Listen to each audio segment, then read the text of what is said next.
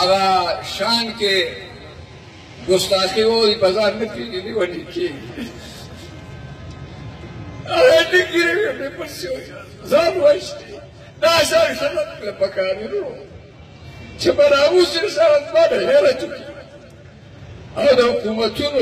मुख्तलिफ हो पाबंदों ख्याल के साथ जका असल मोहब्बत पर रसूलुल्लाह सल्लल्लाहु कुर्बानी او ځکه کوته علمان ادارې لوی خلک دي خدا سي شخان چې بظاهر کې پتا ته فاسق ښکاري نو چې خپل جذبه په راشي بیا پیسې دي دا سي شخان په ملک کې پکاري او هیڅ باندې قولون دي پکار تاسو کته عدالتونه سوکړل حکومتونه سوکړل رودا ما په اسمبلی کې دا خبره کړې ده چې په ناموس رسالت باندې څونه ګستاخۍ شوي دي اوسه پورې یو سړی پې نه دی پاتې شوی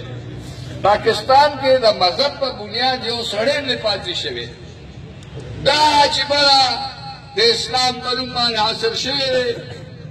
هو دغه زمونه حال دی دا داسې خلک موږ دغه ځای ته ورسوو چې بیا د کفر کارونه کوي دا حکومتونه ګستاخ رسول دي او ګستاخ رسول له سزا څه ورکړي په خپله ګستاخ رسول دي د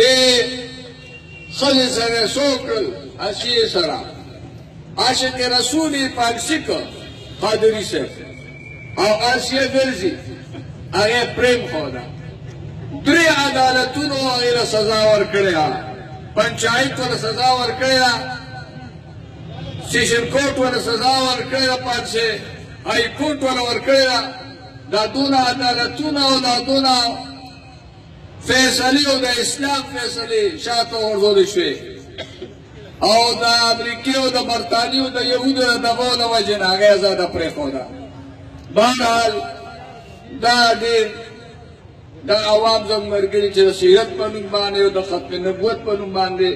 دا پروګرامونه جوړوي سړي کې هغه عشق راپورته کوي الله دې دا کوم پروګرام چې د ادارې قبول وګرځوي او الله دې ملک اسلامي نظام راولي او د ناموس رسالت باندې الله تعالی دې حکومت لا د فیصلو توفیق ورکړي فیصلې نه کوي داسې خلک بیا چېرته حکومت ته رانولې رونو